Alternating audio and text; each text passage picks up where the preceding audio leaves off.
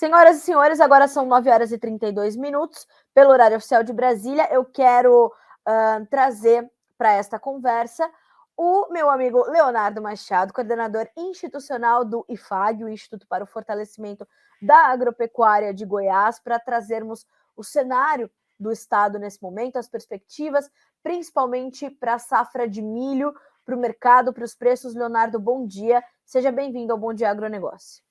Perfeito, vamos ter um papo sobre o mercado de milho aí. Combinado. Leonardo, a colheita no estado do Goiás da segunda safra já começou? Ainda não, ainda a gente, no estado aqui, a gente deve esperar algumas coisinhas para o fim de junho, né? Esse é o período que a gente espera esse tipo de colheita. A nossa preocupação ainda, principalmente em algumas regiões do plantio mais tardio, é a chuva. Algumas regiões do estado aí já estão 40 dias sem chuva e começam a preocupar um pouco algumas lavouras, que ainda se encontram em estágio de pamonha, aquelas lavouras plantadas mais tardiamente. E quais são as expectativas para essa reta final? Como é que tem sido, ou quais são as expectativas para a média de produtividade, Leonardo? Porque a gente está falando de uma safrinha considerável aí Brasil afora, né? Uma safrinha cheia, né? Uma produção bastante elevada. A expectativa aqui de muitos produtores que a gente conversa aí no interior era, antes desse período de grande estiagem, né? Produtividades acima de 100 sacas.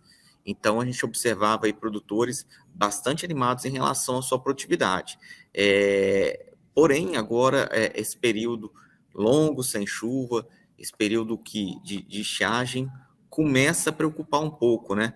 Pode abocanhar um pouquinho dessa produtividade, mas a expectativa ainda continua sendo uma produtividade acima das 100 sacas por hectare. Leonardo, a gente tem recebido, né, muitas mensagens de produtores e ouvindo outros líderes também sobre a dificuldade e a preocupação com a armazenagem. Né, a gente vê a nossa capacidade produtiva aumentar num ritmo e numa intensidade muito maior do que a gente viu a nossa capacidade de infraestrutura também aumentar, incluindo a questão da armazenagem, e há um problema também em quase todos os estados que produzem milho no Brasil. Para o Goiás, eu imagino que não seja diferente.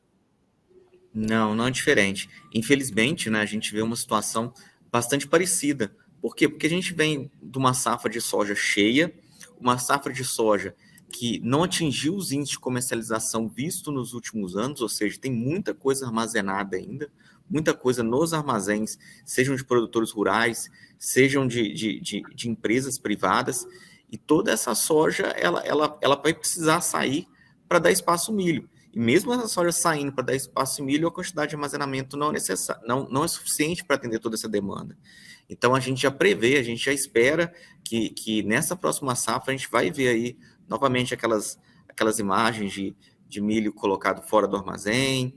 Então, é uma preocupação que vai, de fato, impactar diretamente nos preços, né? A gente observando uma situação como essa, a gente acaba imaginando que vai pressionar preço de milho, vai pressionar todo o mercado, uma vez que não há espaço para armazenamento, né?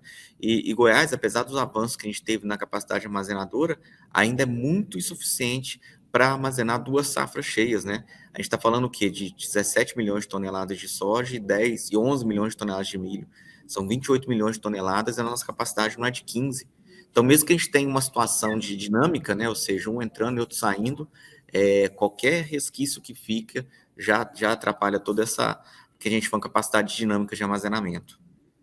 E, Leonardo, como é que tem sido, como é que o produtor está se comportando diante disso em relação a negócios e comercialização? Porque essa questão da armazenagem, ela tem um peso significativo na decisão da hora da venda, mas ao mesmo tempo também nós temos os preços caindo agressivamente. Hoje, por exemplo, a B3 está caindo mais de quase 4%, né, os futuros negociados no nosso mercado futuro. O produtor fica meio que na frente de um dilema ali.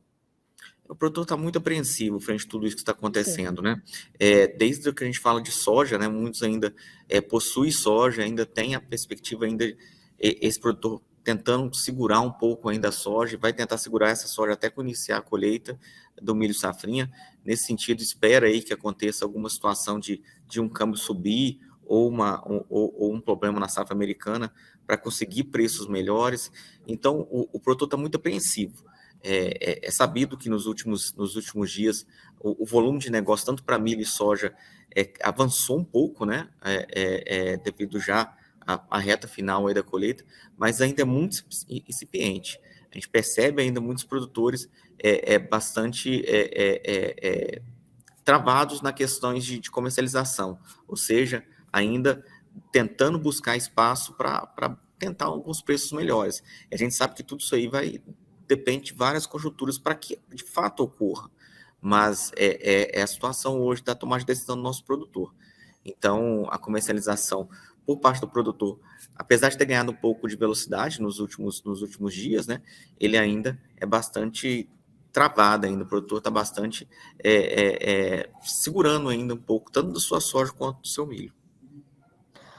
E como é que ele está fazendo para planejar ou para começar a pensar as próximas safras, Leonardo? Porque diante dessa situação e com essa apreensão, como você colocou, que não é uma situação do produtor do Goiás, né? A gente sabe que produtores no Brasil inteiro estão enfrentando esse momento.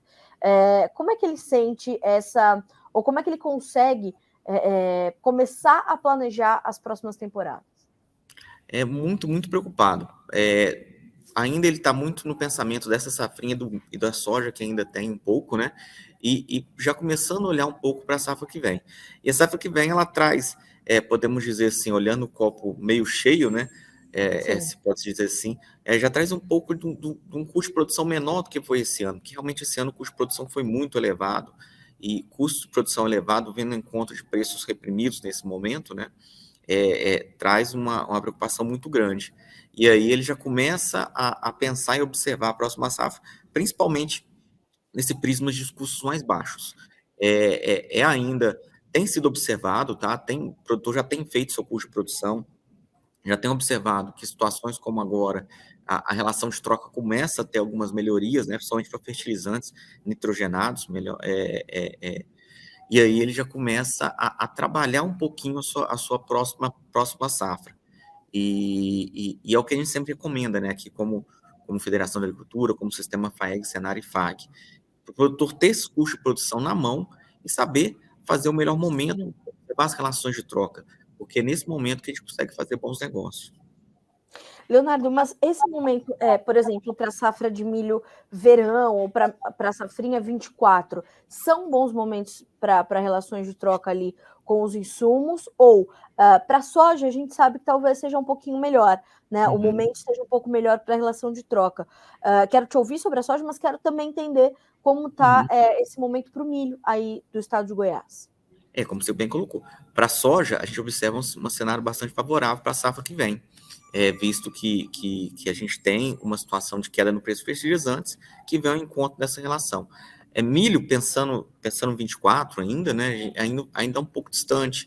O produtor ainda não tem não está buscando ainda muito dessas questões.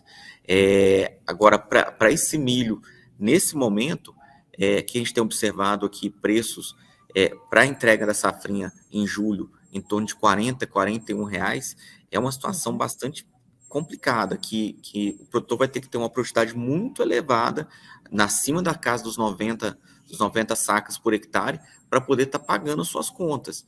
Então, ele tem feito essa situação, e aí quando a gente vê uma situação como agora, de falta de chuva, o produtor ainda precisando de um pouquinho de água para que aquela produtividade acima de 100 sacas viabilize e ele consiga pelo menos ter um lucro mínimo na sua atividade, é muita apreensão, é muita preocupação. Então, é nesse momento que a gente está observando esse mercado, que os produtores têm visto na questão do seu planejamento.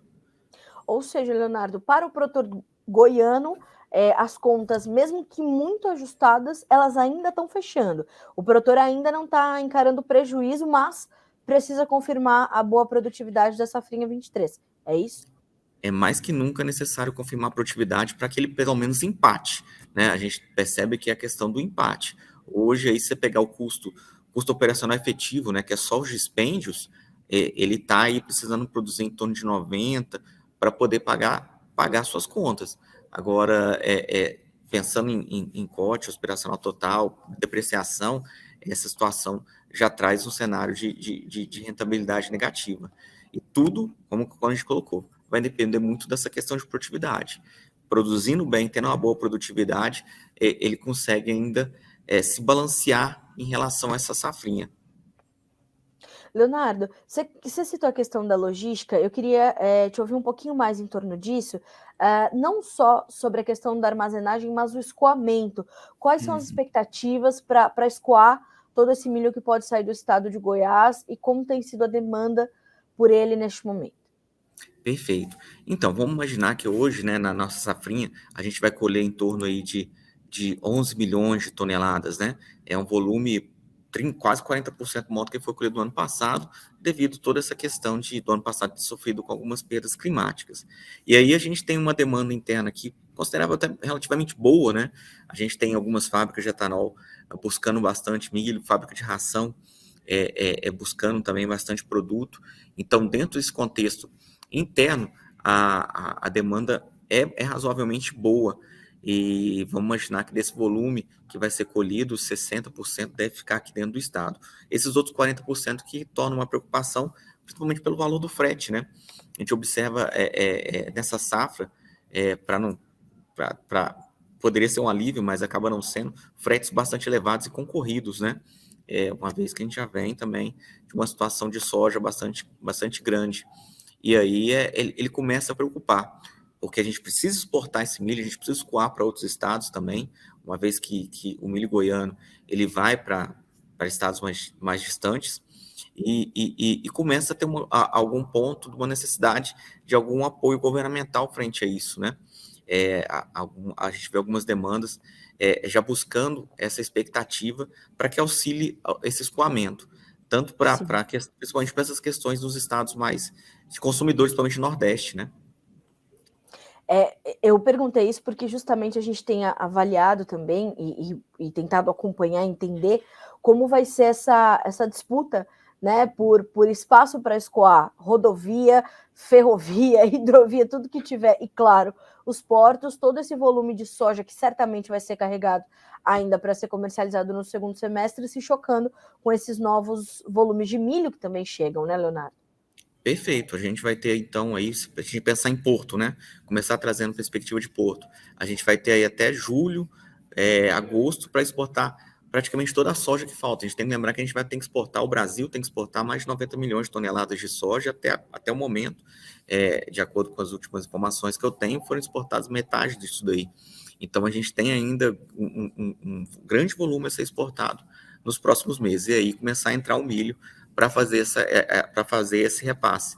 Só que não é só milho, né? Açúcar, algodão, carne, tudo isso entrando dentro desse contexto de porto, que novamente faz todo aquele gargalo logístico ser ainda pior para a formação de preço. E aqui no nosso escoamento, no nosso estado, né, a gente tem crescido demais o escoamento ferroviário pela Ferrovia Norte-Sul, mas ainda predominantemente é o trabalho rodoviário que faz todo esse escoamento. E aí a gente tem situações de fretes ainda no valor mais alto, né? Um valor consideravelmente alto devido a toda a questão de demanda por esse transporte, já vindo da soja, o que novamente reprime ainda mais o preço ao produtor. Bom, Leonardo, eu quero muito te agradecer pelas informações compartilhadas com a nossa audiência, porque certamente elas servem de orientação importante para o produtor goiano que está nos acompanhando, e mais do que isso, para o produtor de uma forma geral. Acho que a sua mensagem é completamente importante, de ter o entendimento desses custos para entender quais serão as suas margens e não ficar brigando com o mercado, né, Leonardo? É olhar para o que se tem e vivenciar o mercado da melhor forma possível, né? Perfeito, Carla. É o que a gente sempre passa, né? O mercado, ele muitas das vezes, a gente pode ter as maiores informações, as melhores fontes de informações, como aqui, que traz informações importantíssimas ao produtor. Só que é imprevisível, né? A gente amanhã pode ter uma seca nos Estados Unidos, a gente pode ter um dólar disparando, que vai puxar para cima o preço. Picos a gente vai ter. Agora, a única coisa que o produtor consegue controlar, tem nas suas mãos, é seu custo, é suas margens. E é nisso que ele tem que focar. Quais são meus custos? Quais são minhas margens? O que eu posso fazer aqui para tentar buscar uma rentabilidade melhor na minha produção? E aí, trabalhar a sua produção com essas custos de produção na mão. Então, foque nos custos, foque no conhecimento que você tem domínio, para que a gente consiga potencializar nossas chances de sucesso. Leonardo, mais uma vez quero te agradecer, fiquei feliz de recebê-lo aqui no Bom Dia Agronegócio, né? A gente sempre conversando em outros quadros do Notícias e agora aqui no Bom Dia Agro, portas sempre abertas para você, para o IFAG. Obrigada mais uma vez, boa semana, bom trabalho para ti. Obrigado, Carla, bom trabalho, continue levando informação para o nosso produtor, que é muito importante. Muito obrigada, sempre com o apoio de vocês, impossível não dar certo. Obrigada, Leonardo. Nada. Até mais. Até mais. Senhoras e senhores, portanto, conosco, Leonardo Machado, coordenador institucional do IFAG, nos trazendo as preocupações para o Goiás não são diferentes das preocupações dos outros estados onde, né, uma safrinha considerável vai ser colhida. Mensagens importantes ali do Leonardo. A colheita ainda não começou, o produtor precisa de um pouquinho mais de água para definir uma boa produtividade, precisa de pelo menos 90 sacas por hectare para garantir ali que as suas contas fechem, pelo menos empatem, ou a gente já começa a ter uma conta já mais negativa, então olho vivo no Goiás, está precisando de um pouquinho mais de chuva. Aliás, você que está nos acompanhando aqui pelo Bom Dia Agro é de Goiás, mande as suas informações, né? E a gente vai complementando isso por aqui da perspectiva do produtor. Mas eu sei que o Leonardo é um profissional muito próximo dos produtores, o IFAG tem esse papel de estar próximo dos produtores para trazer essa realidade para nós. A preocupação é de com preços ali, na média, ali na casa dos R$40, por isso a gente precisa ter uma produtividade melhor. Atenção aos custos de produção, ao planejamento das próximas safras, relações de troca melhores para a soja do que para o milho nesse momento, e a gente vai acompanhando, monitorando. Já, se você chegou agora no Bom Dia Agro, está acompanhando no YouTube, quer voltar um pouquinho, dá para conferir a entrevista do Leonardo completinha. Quer esperar mais uns minutinhos? Ela já vai estar na íntegra no Notícias Agrícolas, disponível para ti. Você pode seguir acompanhando aqui as nossas notícias, tá certo?